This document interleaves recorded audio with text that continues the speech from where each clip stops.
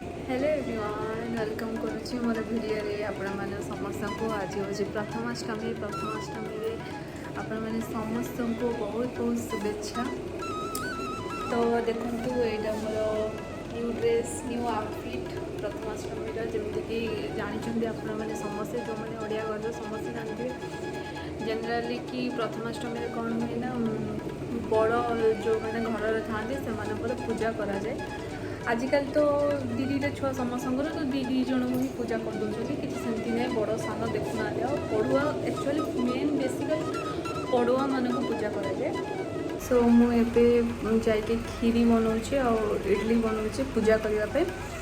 तो बस फटाफट मु बन सारे बनईक आप देखुचे कि मुझे टाइप यहाँ मोर फास्ट पूजा माने मो पुओ को करुँची कहीं गला वर्ष तार वर्ष पुराणी जो कहते हैं नाला से जो एवं तार फास्ट टाइम तार पूजाटा हो।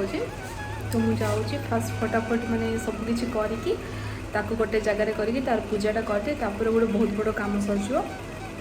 तो चलते मो सहित वीडियो को लास्ट पर्यटन देखिए और वीडियो नुआ थे चैनल टाक सब्सक्राइब भी करने।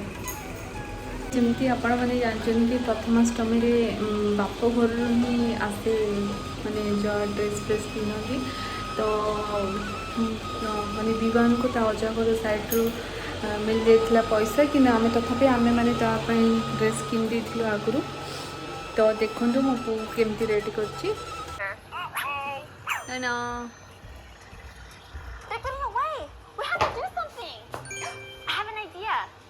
पुओ से रेडी होगी बसी माने करुँची सब पिठा पिठा खीरी। तो देखु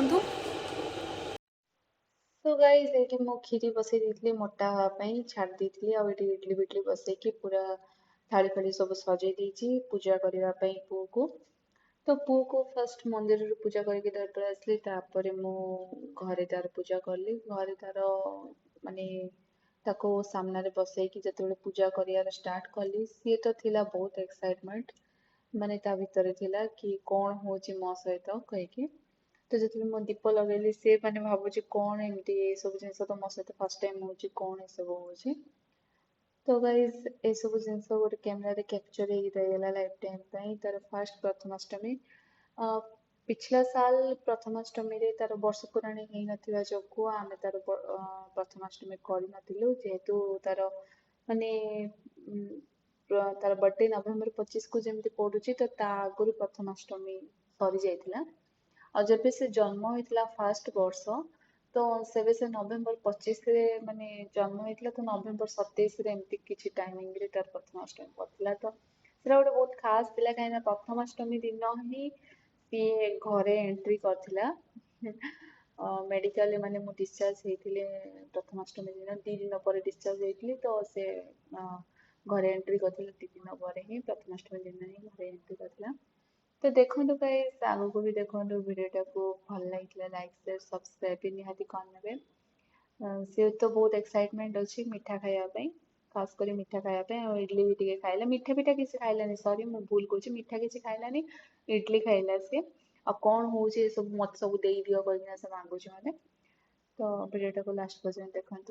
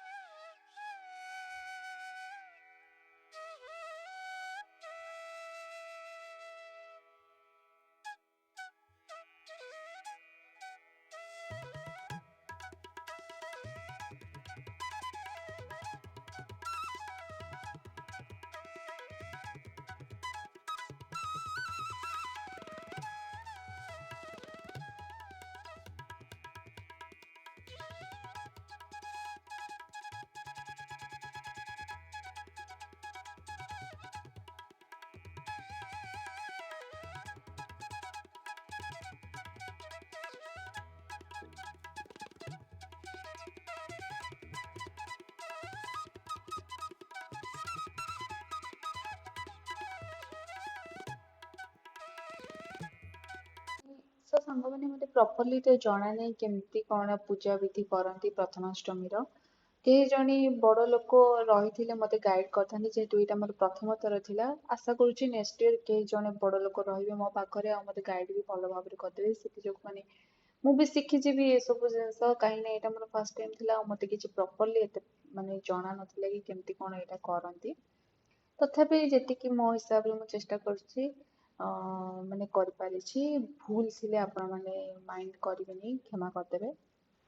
ଘରର ବଡ଼ ଥିବା ଯୋଗୁଁ ମୁଁ ବି ମୋତେ ହଜବେଣ୍ଡ କହିଲେ କି ତମେ ବି ବସ, ମୁଁ ତମର ବି ଏଇଠି ଗୋଟେ ପାଖରେ ପୂଜା କରିଦେଉଛି। ତ ବହୁତ ଭଲ ଲାଗିଲା, କାହିଁକି ନା ମାନେ ଘରେ ମୋ ମମି ଥିଲେ ମୋର ପୂଜା କରିଥାନ୍ତେ, ତ ସେ ଜିନିଷ ତ ମିସିଂ ହୁଏ, ମନେ ତ ପଡ଼େ ବହୁତ କିଛି।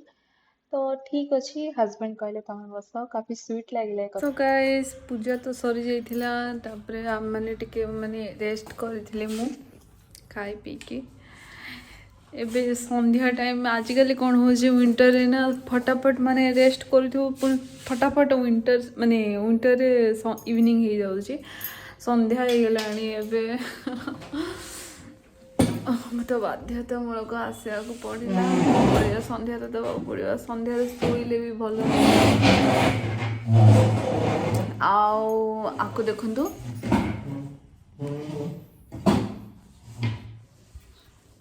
ହାଇ କରିଦିଅ, ହାଇ କରିଦିଅ, ହାଇ କରିଦିଅ, ହାଇ ହାଇ କରିଦିଅ।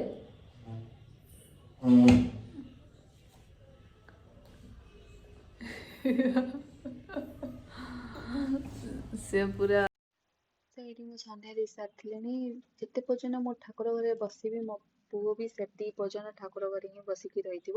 ତାର ଗୋଟେ ଏଇଟା ଡେଲି ହ୍ୟାବିଟ୍ସ ହେଇଯାଇଛି, ସକାଳେ ସନ୍ଧ୍ୟାରେ ସେ ସବୁ ଟାଇମ୍ ଯେତିକି ପର୍ଯ୍ୟନ୍ତ ମୁଁ ରହିବି ତ ସେ ସେତିକି ପର୍ଯ୍ୟନ୍ତ ରହିଥିବ। ଦେଖନ୍ତୁ ଘର ଗୁଡ଼ାକ ସେ କେମିତି ଫେଲିକି ରଖିଛି, ତାର ଏଇଟା ମାନେ ନୀତିକାର କାମ। ନୀତି ମୁଁ ଟେକିବି, ସେ ସବୁଦିନ ପୁଣି ସେମିତି ପକେଇବ ସବୁ ଜିନିଷ, ତାର ଅଭ୍ୟାସ ସେଇଟା।